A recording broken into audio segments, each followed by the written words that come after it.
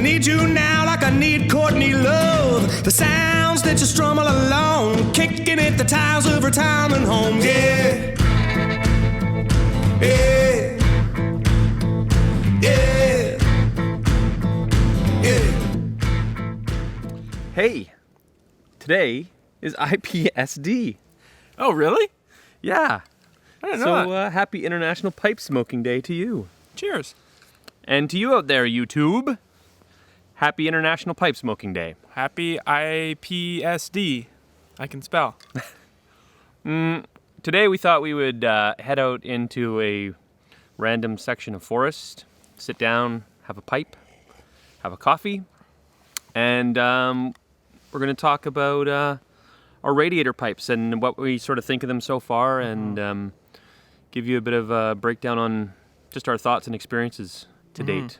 We don't claim to be experts in the pipe world. Or in anything, really. Or in anything, really. But we've been smoking pipes we started at the same time, probably 2 years? Yeah, I think Year even and a just half? over, yeah. About 2 years now. And I would love it. So some of our general thoughts on the radiator pipe. There's been a few questions that have come up since we posted them and since we brought them on. So we thought we'd do a little feature on our thoughts and our experience with the radiator pipe. Before that, to continue with the IPSD theme, Yeah. on our store right now and through the weekend, so until, I guess that would be midnight Pacific time on Sunday, we're going to give you a free pipe stand with every pipe purchase. So whether it's a Dagner or a radiator, we don't have any Heart and Pine Arbutus right now because we're working on some Arbutus supply. But if you grab a Dagner or a radiator pipe right now, you will get a free leather pipe stand. And it's not something that's in the cart. It's something that we'll just throw in when the order comes through. So don't worry about it. Just order it as normal. Another thing to note, the radiator pipes still have free shipping on them. So if you want free shipping with your whole order, buy a radiator pipe, buy a Dagner pipe, and you'll get a pipe stand. Tell you what, you buy one of each, we'll throw in 2 pipe stands.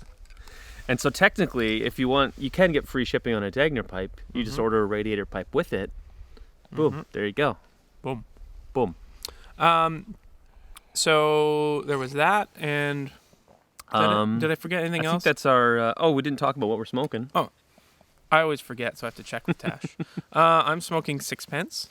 It's kind of like my favorite right now, so I'm smoking it. And I think that I was smoking this in our last video, but it's the Frog on the River blend that Jason Dagner sent to us with our pipes. So That's good. Great That's stuff, That's man. more I of a those heavy Latakia blends are more of an evening thing for me. Midday, I like kind of the Vapors or the Virginias. So far. All right. So, first initial thoughts, Tash. What are your thoughts on the well? Well, I think it's great. Before that, actually, I just had an idea. Okay. Let's give kind of a structural overview of what the radiator pipe is. So there's the bowl, which mid-smoke is no problem if I don't lose it. It can be removed. No problem. There's no shrinking or anything issues. No so ill there's your effects. bowl, there's your well, which is inside, and there's the radiator, which is what this whole part is. There's your shank and your mouthpiece or your stem. And it just screws on like so, and it still smokes. So the engineering behind it is the metal parts, which are the radiator and the shank, do the cooling for the pipe. When we talked to Hekthor about kind of the design and everything, he wanted to design a reverse calabash style pipe. So you have your tobacco chamber, and then about a third of the bowl is the threads. So it's an 1.5 inch deep tobacco chamber, 3/4 inch diameter, and then there's a well on the bottom. The well, from the bottom of the shank to the bottom of the well, is about 1/2 inch. So there's tons of space at the bottom, a really deep well to collect moisture. When I did my good smoke last night, which the bowl lasted about 45 minutes, and I smoked pretty hard. It was about 30 to 45 minutes in that bowl, and I had a good amount of moisture in there, but by no means was the well full. And the Sixpence is a pretty, it wasn't super moist. the tobacco, but it was on a, I'd say, a medium level of moisture, almost perfect for smoking. So you have your tobacco and your bowl, which does get warm, but it's not hot. But when I smoke it, I always hold the radiator. Yeah. Because the Yeah, me cooling too. fins actually cool and keep this anodized aluminum bowl, radiator, nice and cool. And also the shanks act as a cooling mechanism as well, because they cool down really fast compared to wood or any kind of a plastic. That's actually one of the things I was really surprised about when I'd seen the pictures and stuff. I was expecting this little chunk of metal to get screaming hot, and you'd be like, gingerly holding onto the bowl to try to not burn yourself. But it's actually quite the opposite. The bowl, like any bowl with a similar sort of thickness to that, is gonna get pretty warm. Especially I tend to smoke pretty hard. But those fins in the well doesn't really heat up at all. Like right now, that's colder than room My temperature. bowl right now, I've been smoking it for probably about 10 minutes. It's warm. It's at not the top. hot. Yeah. And it's completely cold. Like right now, it's not cold outside right now, but it's cold to the touch. There's no heating in there. So a few questions I've had about the finish of the anodized aluminum. And I was talking to Hekthor just to get some of the specifics on how that works, and it's an anodized finish. So what they do is they basically put these radiators in a solution and they run a charge through it, and that charge will basically eat away the surface of the aluminum. And through that process of eating away, it creates an oxidized layer. For the bowls, so like this one's natural aluminum finish, that's black.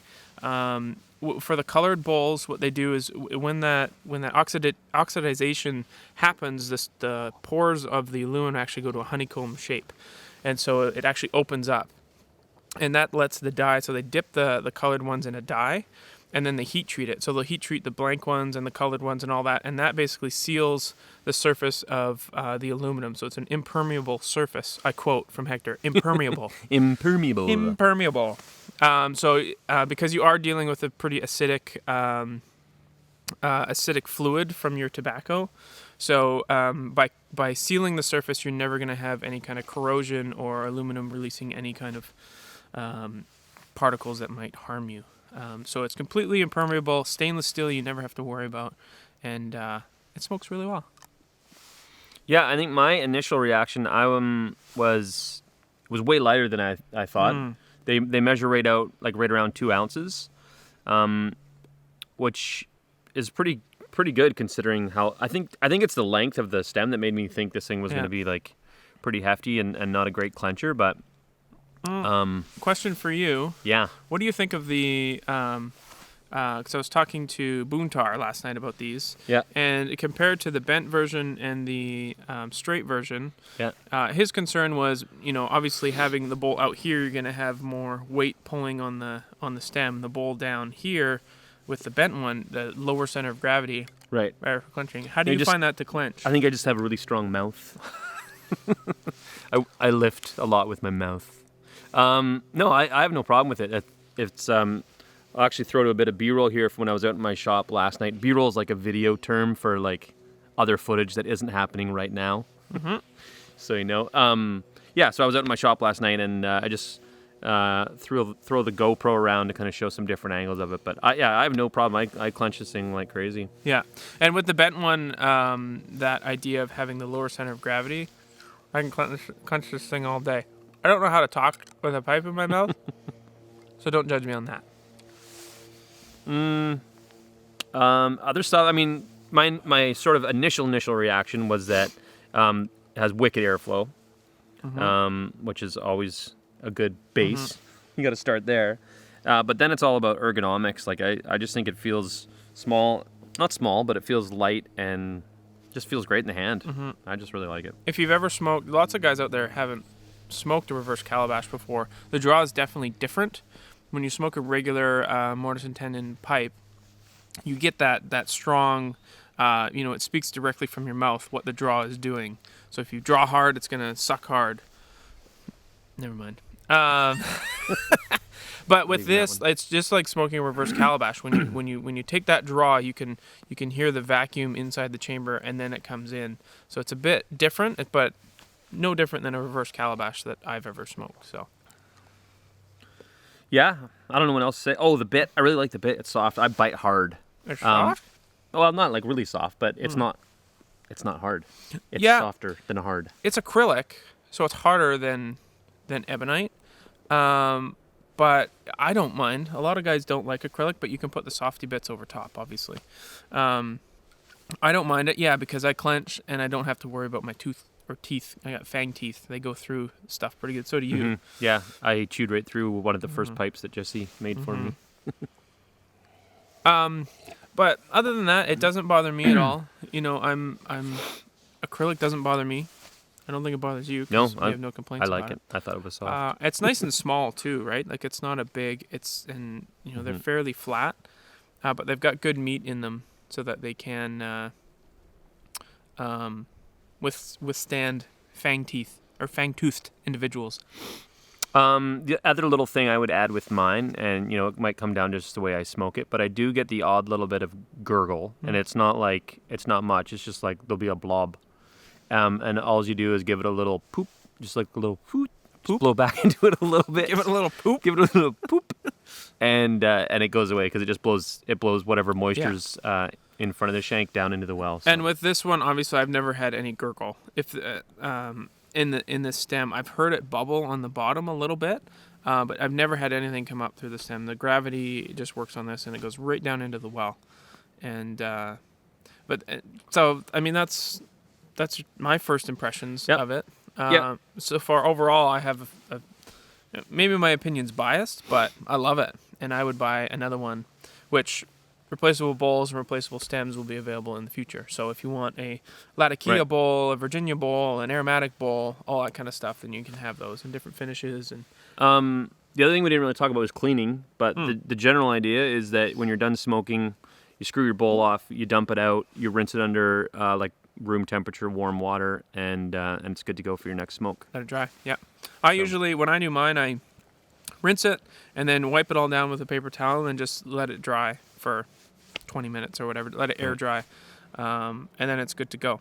And I really like that because there's none of my other pipes I can actually wash clean and get them back to spick and span. So, and the steel and the aluminum, they don't really hold any color or any flavors or anything like that. So you don't have to worry about switching bowls and getting different flavors from the radiator or the stem. So I think that's about it. We we just wanted to get our sort of thoughts out there. We don't want to, we don't want this to come across like we're trying to do a big sales pitch. It's just, we've been smoking these things for a week and a half or 2 weeks now, and we just thought we'd let you guys know. We should go before those motorcycles run us over. All right. Happy International Pipe Smoking Happy Day! International Pipe Smoking Day! Whoop. Bloody rednecks. I like motorbikes. I've got some redneck in me. I miss my motorbike.